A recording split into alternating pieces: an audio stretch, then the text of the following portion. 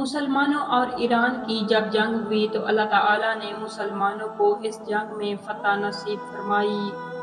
اور اس جنگ میں ایرانی بادشاہ اور شہزادے میدان چھوڑ کر بھاگ گئے۔ جب وہ میدان جنگ چھوڑ کر کے بھاگے تو مال غنیمت کے طور پر جو بہت سارا مال آیا، اس میں کچھ عورتیں بھی تھیں جنہیں کنیزیں بنا لیا گیا۔ اصل میں جنگ کا اصول یہ تھا کہ دشمن جنگ کے میدان میں جو بھی چیز چھوڑ کر کے بھاگیں گے وہ سب سمیٹ لیے جائیں گے، چاہے وہ گھوڑے ہوں، اونٹ ہوں، بکریاں ہوں، خچر ہو، انسان ہو، وہ جو بھی چیز چھوڑ کر کے بھاگیں گے وہ سب کچھ میدان جنگ میں موجود رہنے والوں کا ہو جائے گا۔ اسی کو مال غنیمت کہتے ہیں۔ اور جو انسان ہوں گے، اگر مرد ہیں تو وہ غلام بنا لیے جائیں گے، اور اگر عورتیں ہوں گی تو وہ کنیزیں بن جائیں گی۔ وہ جو میدان جنگ میں عورتیں چھوڑ کر بھاگ گئے تھے ان میں کچھ عام عورتیں بھی تھیں اور کچھ بادشاہ کے گھر کی خاص عورتیں بھی تھیں۔ ایران کے بادشاہ کے گھر کی جو عورتیں تھیں وہ سب سر سے لے کر پاؤں تک سونے میں لدی ہوئی تھیں، خوبصورت زیورات ان کے وجود پر تھے۔ ساری عورتوں کو کنیزیں بنا کر مدینہ منورہ لایا گیا تاکہ امیر المومنین اس مال غنیمت کو تقسیم کریں کہ کس کو کیا دینا ہے۔ اس دور میں جب مال غنیمت آتا تھا تو مسجد نبوی کے صحن میں اس کو ڈھیر کر دیا جاتا تھا۔ مسجد نبوی کے صحن میں سیدنا فاروق اعظم کے سامنے ان کنیزوں کو جو عورتیں مال غنیمت میں آئی تھیں ان سب کو بٹھا دیا گیا۔ ان میں سے کچھ عورتیں ڈری ہوئی اور سہمی ہوئی تھیں، لیکن ان میں ایک خوبصورت شہزادی تھی جس کی عمر بہت زیادہ نہیں تھی۔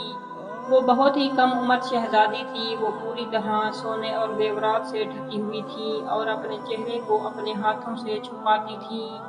اور اپنی زبان میں وہ غصے میں کچھ بڑبڑاتی تھی۔ اس شہزادی پر کسی قسم کا کوئی خوف نہیں تھا اور نہ ہی اس پر کسی قسم کا کوئی خوف کا اثر تھا، بلکہ وہ غصے میں پوری بہادری کے ساتھ ایرانی زبان میں کچھ کہہ رہی تھی۔ سیدنا فاروق اعظم نے اس کے بڑبڑانے کو سنا تو کیونکہ آپ ایرانی زبان نہیں جانتے تھے، آپ نے صحابہ سے کہا کہ یہ لڑکی ایرانی زبان میں کیا کہہ رہی ہے اور یہ کیا بول رہی ہے، ذرا مجھے بتاؤ۔ تو جو صحابہ ایران کی زبان جانتے تھے انہوں نے کہا کہ یہ اپنے باپ داداؤں کو کوس رہی ہے اور یہ کہتی ہے کہ وہ بڑے بزدل تھے، مردانگی ان کے اندر نہیں تھی، تو انہوں نے مسلمانوں سے کیوں جنگ کی؟ ہم وہ شریف عورتیں ہیں کہ جنہوں نے گھر چھوڑ کر کبھی گھر کے آنگن کو نہیں دیکھا۔ وہ بزدل میدان چھوڑ کر بھاگ گئے اور ہمیں مسلمانوں کی کنیزیں بنا دیا، اور آج ہم بے سر و سامان مسلمانوں کے سامنے بیٹھی ہوئی ہیں۔ اس طریقے سے وہ اپنے باپ داداؤں کو کوس رہی تھی۔ کہتے ہیں نا کہ جوہر ہی جوہر کو پہچانتا ہے۔ فاروق اعظم نے جب یہ جملے سنے تو سیدنا فاروق اعظم نے فرمایا اس کا مطلب یہ ہے کہ یہ لڑکی بہت ہی ہوشیار، بہت بڑی باوقار اور بہت بڑی باحیا ہے۔ اگرچہ یہ مسلمان نہیں ہے اس کے باوجود اس کے غیرت کے جذبات بول رہے ہیں۔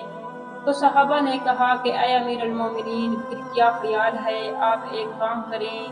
جب یہ ہے ہی اتنی اچھی، باوقار اور باحیا اور اتنی بہادر ہے تو پھر آپ کے نکاح میں اس کو ہونا چاہیے، تو پھر آپ اس کو اپنے نکاح میں رکھ لیں۔ آپ ہمارے امیر ہیں، امیر المومنین ہیں، تو ایسی لڑکی کو اپنے نکاح میں رکھ لیں۔ سیدنا فاروق اعظم نے جواب دیا، فرمایا کہ اگر یہ بیٹی بادشاہ کی ہے تو پھر بہو بھی بادشاہ کی بننی چاہیے، اور ہمارے یہاں جو ہمارا بادشاہ ہے جسے مصطفیٰ جان رحمت کہتے ہیں، میں چاہتا ہوں کہ یہ غیرت والی لڑکی اس خاندان کی بہو بنے تاکہ اس کو شرم محسوس نہ ہو اور یہ فخر کرے کہ مجھے بہو بھی بنایا تو خاندان نبوت کی بہو بنایا۔ اور پھر پوچھا کہ مولا حسین کہاں ہیں؟ مولا حسین تشریف لائے۔ اے امیر المومنین، میں حاضر ہوں۔ تو سیدنا فاروق اعظم نے فرمایا کہ یہ کنیز جو ایران کے بادشاہ کی بیٹی ہے میں آپ کے سپرد کرتا ہوں، اب آپ اگر چاہیں تو اس سے نکاح کر لیں۔ اور اس کے بعد پھر تاریخی جملے سیدنا فاروق اعظم نے کہے۔ سیدنا فاروق اعظم نے فرمایا،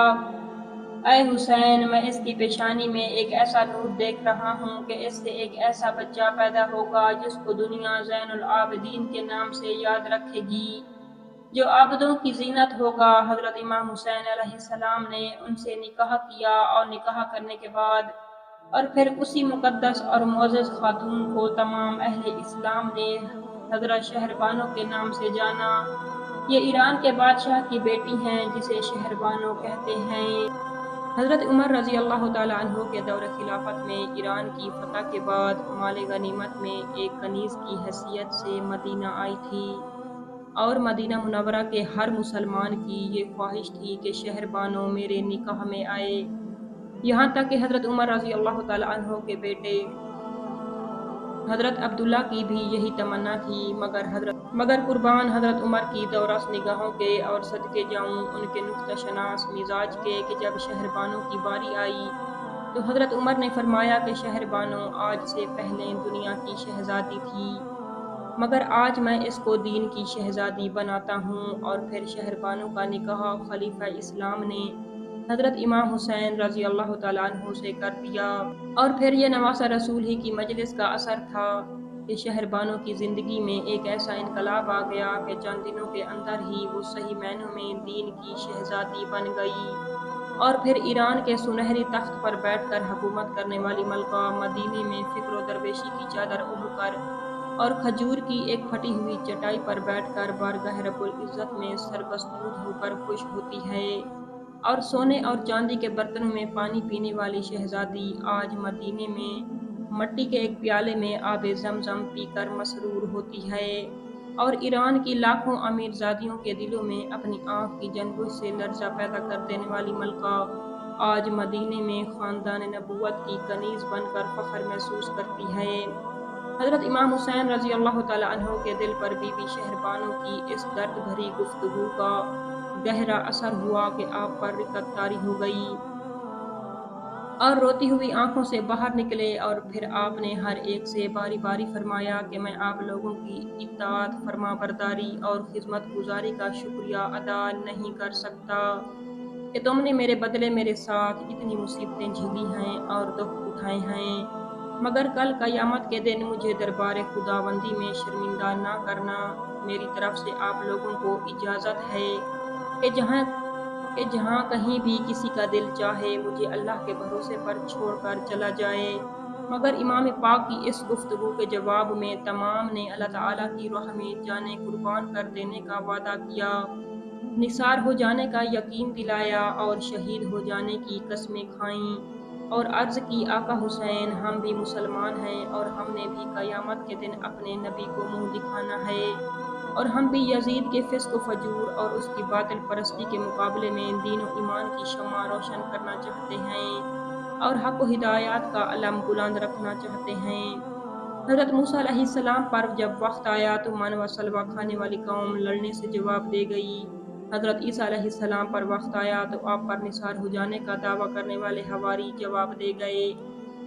مگر واہ اے میرے آقا حسین کے ساتھیوں، تم نے نثار ہو جانے کا حق ادا کر دیا، وفاداری کی مثال قائم کر دی اور یار کی خاطر جانیں قربان کر کے رسم دوستی کی لاج رکھ لی۔ سیدہ کا لال ہر خیمے میں گیا اور ہر ایک کا حال پوچھا، مگر حال کیا ہونا تھا، ہر طرف سے العطش العطش کی صدائیں بلند ہو رہی تھیں، خیموں میں ایک کوہرام مچا ہوا تھا،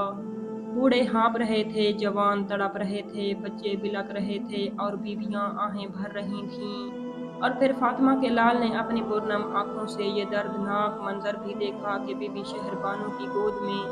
زہرا کا ایک پھول جو گرم لو کے تھپیڑوں سے کملا چکا تھا اپنی ماں کی آغوش میں پیاس سے تنگ آ کر بلک رہا ہے، اور شہربانو اپنے دامن سے اپنے لخت جگر علی اصغر کو پنکھا جھل رہی ہے، اور معصوم سا بچہ پانی کی ایک بوند کے لیے منہ کھولتا ہے اور پھر اپنی پیاسی زبان نکال کر ماں کو دکھاتا ہے۔ ماں چاہتی ہے کہ اپنے آنسوؤں کے چند قطرے ہی اپنے دل کے منہ میں ڈال دوں، مگر بے ہوشی کی وجہ سے بچے کی گردن ڈھلک جاتی ہے اور ماں پھر اپنے جگر گوشے کو اپنے کلیجے سے لگا لیتی ہے۔ اس پرورد نظارے کی کیفیت ابھی مظلوم کربلا پر طاری تھی کہ عمر سعد کا قاصد آ پہنچا اور کہا، اے حسین ابن علی ابن زیاد کا آخری پیام آ گیا ہے کہ اگر حسین یزید کی بیعت کا اقرار کر لے تو بہتر ہے، ورنہ اب اسے اور مہلت نہ دی جائے۔ थोड़े से गौर के बाद आपने फरमाया कि उम्र साद से कहो कि नहर फुरात पर कब्जा करके और औलाद फातिमा पर पानी बंद करके तूने जिस गैर इंसानी सलूक का सबूत दिया है वो तुम्हारे हक में लानत का बाइस है। और ये क्या सितम है कि तेरा लश्कर और लश्कर के घोड़े तो पानी पी सकते हैं मगर नबी की औलाद पानी की एक बूंद को भी तरस रही है। और खानदान नबूवत का घराना आज वजू की बजाय मिट्टी से तयम्मुम करके नमाज पढ़ता है। मगर मुझे ये सब कुछ मंजूर है, लेकिन मुझसे ये तवक्को ना रखो कि फातिमा का लाल यजीद की बैयत कबूल कर लेगा। और आज की रात मुझे मोहलत दे दो ताकि हम बारगाह रब्बुल इज़्ज़त में जी भर के हाजिरी दे लें और अपनी खताओं की माफ़ी मांग लें। कल सुबह हम लड़ने के लिए तैयार हैं। कासिद ने शहजादा कोनैन का ये पैगाम उमर साद को पहुंचा दिया। उस जालिम ने लश्करों से मशवरा लिया और कहा कि अब शाम हो चुकी है, इसलिए हुसैन इब्न अली की ये तजवीज़ मान लेनी चाहिए। शिमरलईन ने कहा कि अगरचा हुसैन इब्न अली एक छोटी सी जमात लेकर आए हैं, मगर ये उस अल्लाह के शेर का बेटा है जिसकी बहादुरी व शुजाअत का सिक्का ज़मीन वाले ही नहीं आसमान वाले भी मानते हैं। इसलिए हुसैन इब्न अली को एक लम्हे के लिए भी मोहलत देनी अच्छी नहीं है, मगर आज की रात की मोहलत इसलिए देनी चाहिए कि इसका लश्कर प्यास से और भी कमज़ोर हो जाए ताकि कल इनमें लड़ने की हिम्मत ना रहे।